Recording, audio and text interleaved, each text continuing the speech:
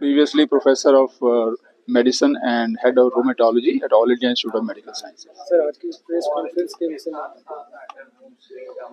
आज की press conference बहुत बढ़िया रही। हमने आपके साथ आर्थराइटिस के कारणों का, आर्थराइटिस के इफ़ेक्ट्स का, उसकी जो प्रेजेंट मॉडर्न ट्रीटमेंट है उसका जो इफ़ेक्ट है वो सब आपके साथ हमने शेयर किया।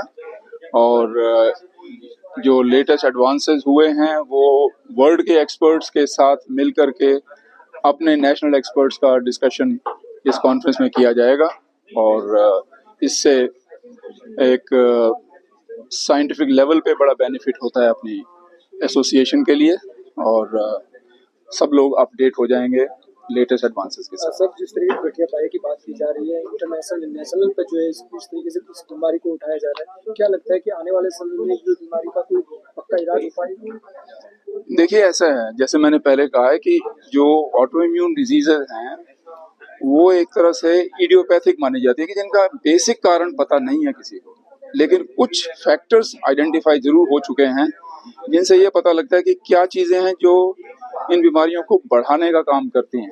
तो कम से कम उन फैक्टर्स को अगर हम एड्रेस कर लें तो डिजीज की सीवियरिटी को कम किया जा सकता है और जो उसके इम्पैक्ट्स हैं वो ट्रीटमेंट से काफ़ी मिनिमाइज किए जा सकते हैं। लेकिन ये क्योरेबल डिजीजेस नहीं मानी जाती हैं, ये क्रॉनिक डिजीजेस हैं। आपने बात की कि ये पोल्यूशन से भी इसका इफेक्ट होता है, कितना प्रभावित होता है? देखिए, परसेंटेज में बताना कि पॉल्यूशन इतना कंट्रीब्यूट कर रहा है वो तो बड़ा मुश्किल है, नहीं बताया जा सकता।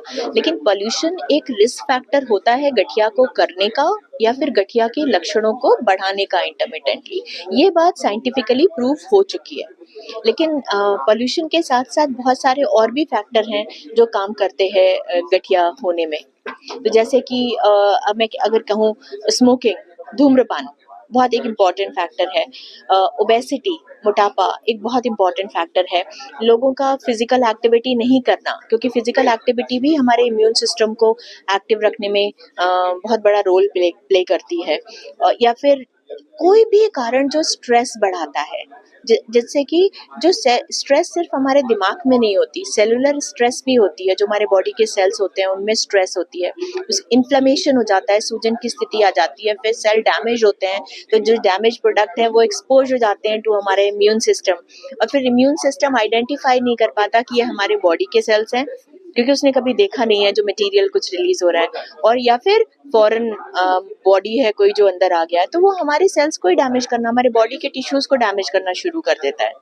तो ऐसे ही ऑटो इम्यून की स्थिति पैदा हो जाती है शरीर में। अगर देखा जाए, जैसा आपने कहा कि महिलाओं में इस तरह के लक्षण ज्यादा पाए जाते हैं, तो महिलाओं को अपने आप को सेफ रखने के लिए किन चीजों का ध्यान रखना चाहिए?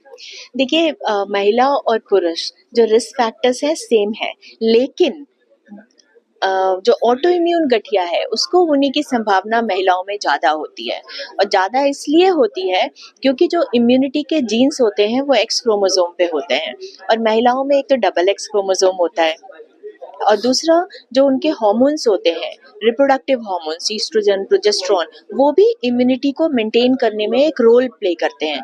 तो कोई भी चीज़ अगर बहुत स्ट्रॉन्ग होगी और उसमें थोड़ी एबरेशन आ जाए, कुछ खराबी आ जाए, तो वो अपने शरीर को भी ज़्यादा डैमेज करेगी। तो ये दो कारण होते हैं कि महिलाओं में ऑटो इम्यून डिजीजेस ज़्यादा देखने को मिलते हैं। इसके अलावा जो दूसरे प्रकार का गठिया है, जैसे ऑस्टियोआर्थराइटिस है, ये भी महिलाओं में मिलती है ज़्यादा देखने को, क्योंकि आपने देखा होगा जो घर का कामकाज करते हैं, झाड़ू पोछा, कोई भी चीज जो है, तो उनके घुटनों पे बहुत असर आता है, उनके कूलों पे बहुत असर आता है। अभी लोगों ने वेस्टर्न टॉयलेट्स यूज करने शुरू किए हैं, तो इंडिया में हिप ऑस्टियोआर्थराइटिस की समस्या भी बढ़ रही है, राइट। तो वो हमारे एक्टिविटी रिलेटेड होते हैं। दूसरा, ये जो मोबाइल फोन रिलेटेड, लैपटॉप पे काम करना, डेस्कटॉप पे काम करना, उसकी वजह से भी डीजेनरेटिव जॉइंट डिजीज का खतरा ज़्यादा देखने को मिल रहा है यंग पॉपुलेशन में। जो पहले कहते थे उम्र वाला गठिया जो ऑस्टियोआर्थराइटिस वो 40 साल के बाद होगा, वो आज 20-25 साल के लोगों में भी दिख जाता है कि नेक में दर्द हो रहा है, हाथ की उंगलियों में दर्द हो रहा है, गर्दन में दर्द हो रहा है, या फिर कमर में नीचे दर्द हो रहा है। तो इस तरह की समस्याएं आजकल यंग लोगों में भी देखने को मिल रही हैं, not rheumatoid arthritis but degenerative joint disease related changes.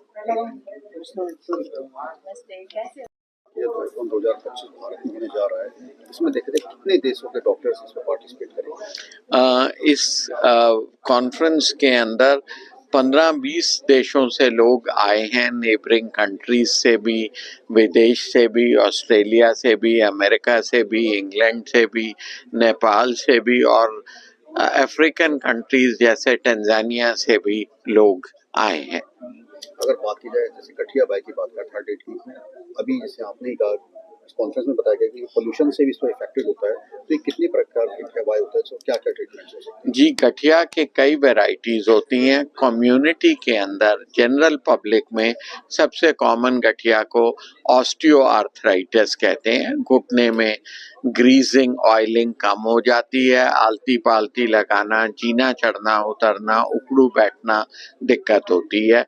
अगर आप ऑटो इम्यून गठिया की बात करते हैं, उसमें रूमेटॉइड आर्थराइटिस नाम का गठिया सबसे कॉमन होता है, जिसमें महिलाओं में ज़्यादा होता है। आटा गूंदना, कपड़ा निचोड़ना, रोज़मर्रा की ज़िंदगी में काम करना, इन फर्क पड़ता है। यंग बॉयज़ में पीठ का गठिया होता है, जिसे कि एंकिलोजिंग स्पॉन्डिलाइटिस कहा जाता है। और जो लोग खान पान में शराब का सेवन ज़्यादा करते हैं, जंक फूड, कोलास ज़्यादा इस्तेमाल करते हैं, ओवरवेट होते हैं, उसमें यूरिक एसिड की समस्या, गाउट ज़्यादा होता है। अगर बात की जाए कहते हैं जागरूकता ही उस बात पर ध्यान दिया जाता है, तो किन किन चीज़ों का ध्यान रखा जाए जिससे इस बीमारी से बचा जा सके? Stay active, exercise regularly, walk करें, वज़न को कंट्रोल में रखें और मिक्स डाइट लें, जो हमारी सदियों पुरानी पद्धति है। हरी सब्जी का इस्तेमाल करें, बैलेंस्ड मिक्स डाइट लें, तो इसके साथ फिजिकल फिटनेस लेवल बढ़ता है और हर बीमारी जिसमें कि गठिया शामिल है, उसकी रोकथाम की जा सकती है।